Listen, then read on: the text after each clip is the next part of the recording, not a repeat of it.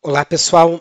Um tema que a gente discutiu, ou que foi apresentado no WhatsApp nos últimos dias, foi para fazer um breve comentário sobre esse site na internet que, teoricamente, digamos assim, apresenta uma meta-análise de 46 estudos e que coloca que a ivermectina seria eficaz para o Covid-19. Tá? Então, como é que a gente lida com algo assim, né? Parece, num primeiro momento, uma evidência robusta, né? 46 estudos, falando taxas muito boas, né, em relação à ivermectina, e algo aqui já chama muito a atenção, né? Olha o P que foi observado aqui. Né? Então, o primeiro ponto que eu queria chamar em atenção aqui em relação a vocês é que a gente tem que lembrar o que significa o valor de P. Tá? As pessoas elas se confundem um pouco nisso, mesmo pessoas que fazem ensaios clínicos experientes confundem essa ideia do que é o valor de P. Tá? P é a probabilidade do erro tipo 1. Tá? Quando a gente faz um ensaio clínico, a maior parte dos ensaios clínicos são de superioridade. Tá? A gente quer mostrar que um tratamento é diferente do outro, tá? A é diferente de B, né, digamos assim. E esses estudos eles são centrados de acordo com a hipótese nula. Qual que é a hipótese nula? Né, de novo, na maior parte dos estudos clínicos, a hipótese nula é que grupos não diferem ou que correlações não existem. Tá? Mas em ensaios clínicos a gente está falando que os dois grupos seriam iguais. Tá? Essa é a hipótese nula. E a gente desenha uma hipótese alternativa em relação à hipótese nula, que é para mostrar que há uma diferença entre os grupos. Então, a gente com isso estabelece duas propriedades de ensaios clínicos, né? O erro tipo 1 ou erro tipo alfa, ou melhor dizendo, né? O erro tipo 1 e erro tipo 2, e a probabilidade do erro tipo 1 é o alfa, e a probabilidade do erro tipo 2 é o beta. Tá? A gente está focando aqui no alfa, que é o P, né? Então o P é a probabilidade de ter um erro tipo 1. A gente estabelece o alfa ou o P em 5% normalmente. Né? E o que significa isso?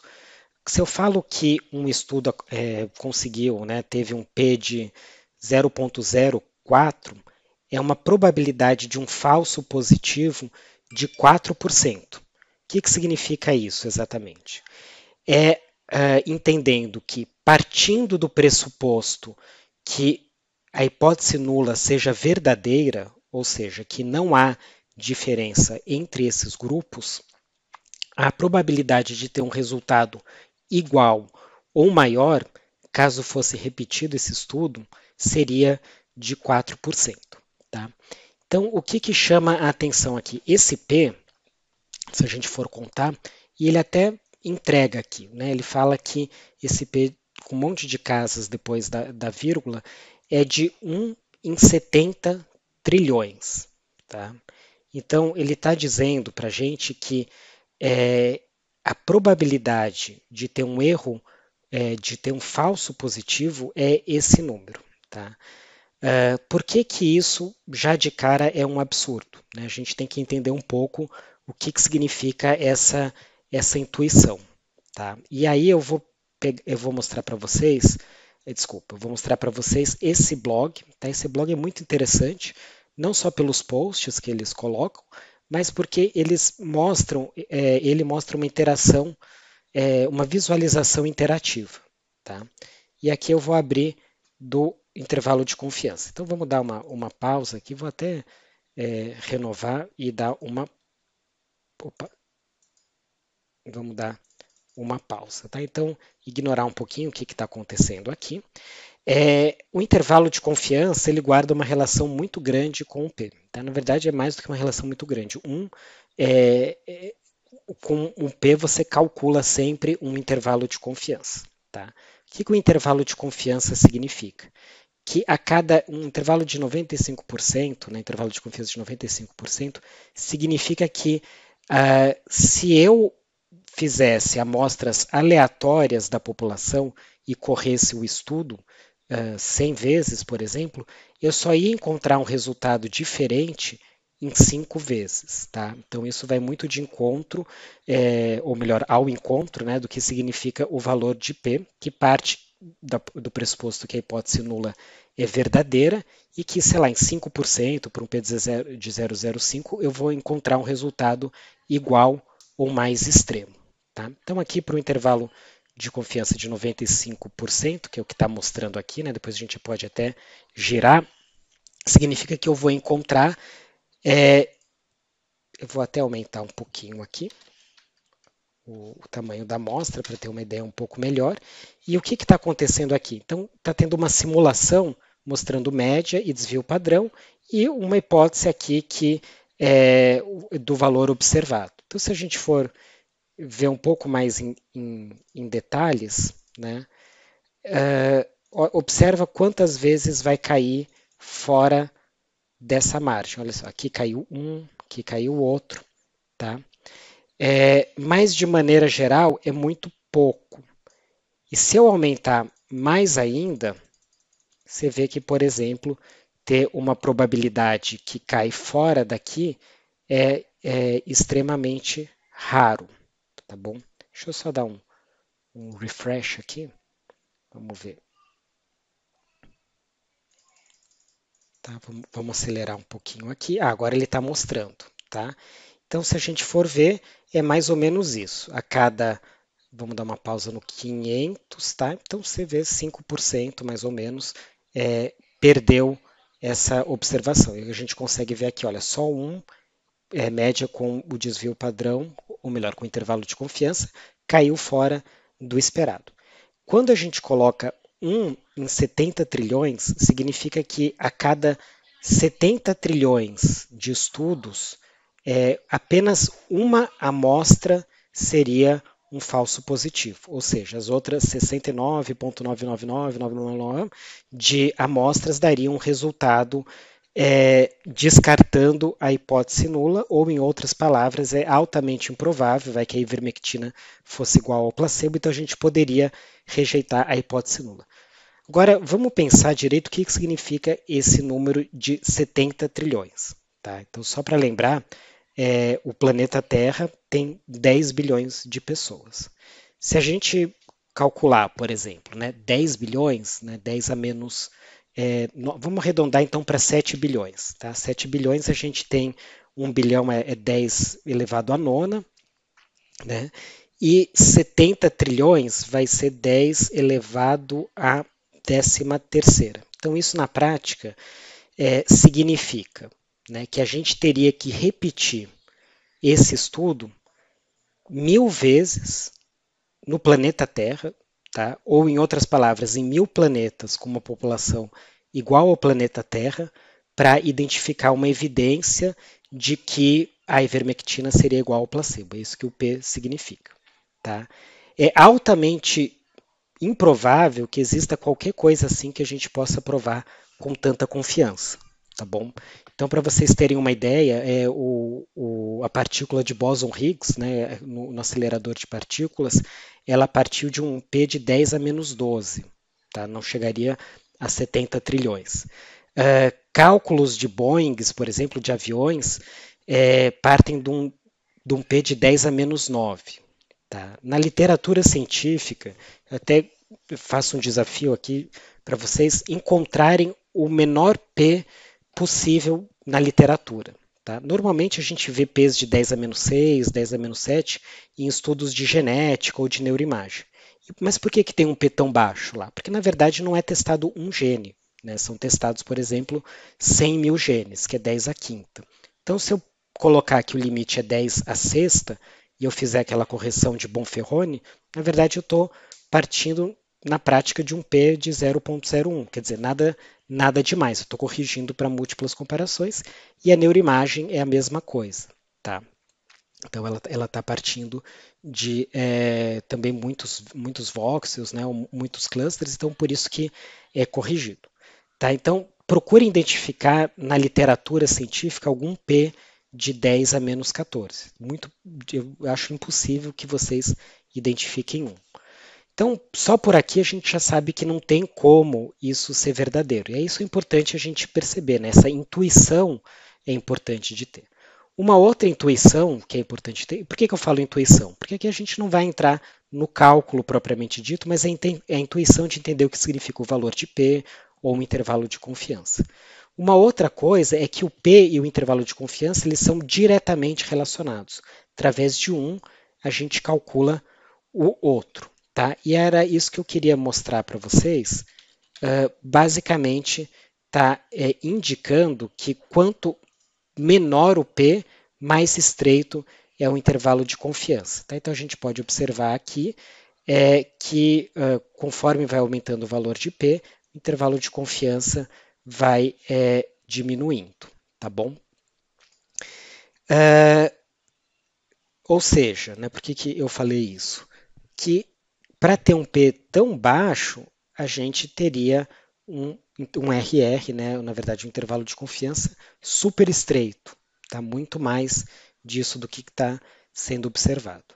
Então aqui a gente já sabe que isso provavelmente está errado, mas qual que seria o erro? Aqui teria que olhar individualmente, né, teria que fazer uma análise bem maior da revisão sistemática, ver o que se foi feito, uma revisão sistemática mesmo, né? Aqui a gente já vê alguma coisa muito importante, que olha como os desfechos estão diferentes. Lembra quando a gente fala do pico, né, que tem que ter o desfecho bem definido? Aqui no mesmo desfecho tem carga viral, morte, sintomas, recovery, né? Tem vários outcomes diferentes. Tá? Comparação ele também não falou contra o que estava comparando, né? Ou eles não falaram. Mais alguma coisa, vamos tentar ver algo mais em detalhes. Tá? Então, por exemplo, né, aqui os estudos com a ivermectina. Estou procurando um que pode ser potencialmente interessante. Tá? A gente teria que olhar alguns estudos, na verdade todos, né, detalhadamente, mas só para ter uma ideia. Tá? Veja primeiro, né, até antes eu quero mostrar uma coisa. A gente poderia ler aqui a lista de referências, e aí lendo a lista de referências a gente já vê como que tem variação, tá, no que eles incluíram. Tem aqui caso controle, ensaio clínico,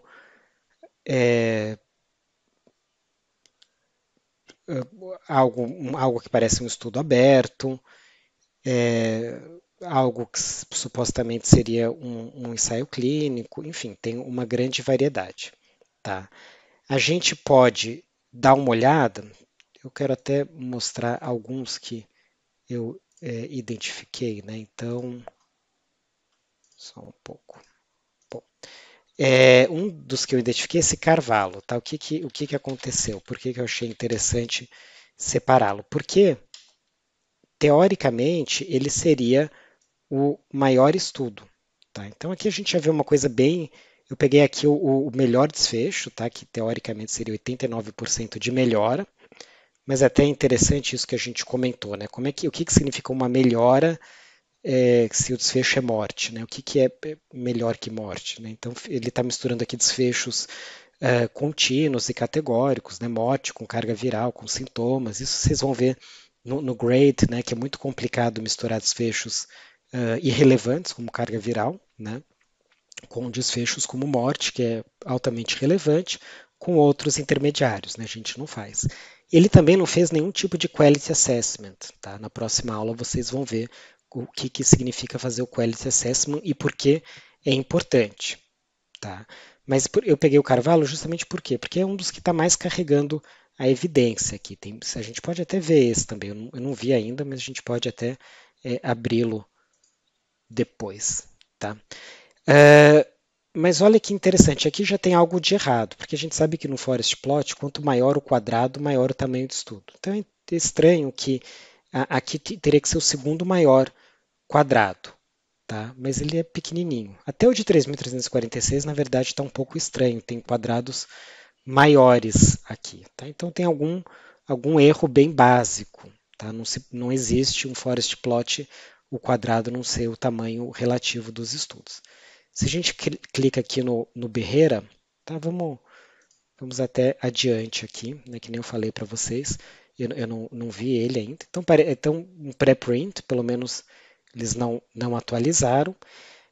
E o que propõe, né? Então, você vê, já que é um estudo possivelmente de baixa qualidade, né? Um estudo de coorte, não teve intervenção, então isso já é grave, né? Porque pessoas que tomaram e não tomaram um tratamento não foram nem randomizadas, a gente não sabe a gravidade de cada uma, e provavelmente não teve placebo. Então, em algum lugar estava tomando um remédio que o médico falou que ia funcionar, e outro não estava tomando, tá? É, Depois aí o que a gente teria que fazer, né? Teria que olhar o que foi feito, né? Se eles fizeram isso ou não. Não comentaram nenhum tipo de correção, tá? Teoricamente, deveria ter também uma tabela 1 para a gente comparar esses dois grupos, tá? Mas na verdade ele também ele está aqui, distribuição dos participantes. Então, a gente vê que teve diferenças na idade, né? Teve diferenças no sexo, isso teria que estar corrigido também. Ele comenta sintomas sugestivos, então provavelmente não foi feito o PCR. E quando vai olhar, vamos ver o que a tabela aparentemente também não está mostrando os resultados principais do estudo, né? Isso é bem estranho, né? Normalmente a gente tem uma tabela mostrando os resultados principais do estudo, ou até mesmo uma figura. E aqui tem algumas considerações dele aqui, né? Mas assim, qual que é o problema? É um estudo que a gente identifica claramente de baixa qualidade, tá? Um outro de baixa qualidade que eu identifiquei é esse segundo aqui do Carvalho, né? Deixa eu abri-lo aqui, tá? Então aqui também, né? A gente já viu pela formatação, dá para perceber que né? Só de olhar já percebe que é um estudo um pouco estranho, né? De uma olhada geral, ver tabela 1, ninguém apresenta uma tabela assim, né? Não tem descrição de sexo, idade, uma divisão estranha. Um gráfico de um pie chart, né? Que também não é algo que a gente utiliza. Gráficos bem estranhos, né? E também até pouco confiáveis, né? Aqui ele sugere em amarelo que seria pessoas que foram infectadas, né? Veja, e aí de novo a gente tem que desconfiar um pouquinho, né? Se fosse um tratamento tão fantástico assim, não encontrar nenhum caso depois que toma a intervenção seria algo muito pouco provável, né? Outra coisa aqui também erros de inglês, né? Então tudo isso que é uma discussão inexistente praticamente, tudo que não enfim, tudo que rebaixa, né, a qualidade do estudo.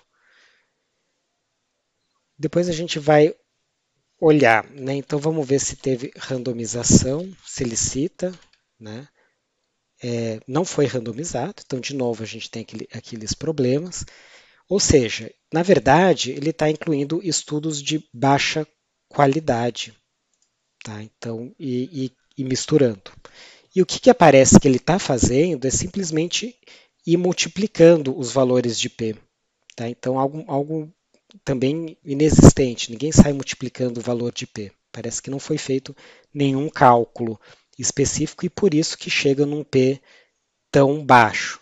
Tá? Então, essa aqui, na verdade, é uma das intenções do nosso curso. Vocês identificarem problemas e conseguirem avaliar também criticamente que se algo está sendo bem feito ou não. E aqui a gente já tem alguns problemas, né? Então esse P muito baixo, totalmente fora do que observado, um intervalo de confiança que para ser igual ao P teria que ser muito mais restrito, desfechos totalmente diferentes entre os estudos, estão violando aí o outcomes, as comparações também sendo feitos vários, erros básicos aqui no forest plot, né? Então, de novo, não tem por que esse quadrado ser menor, a gente até desconfia do que foi feito aqui.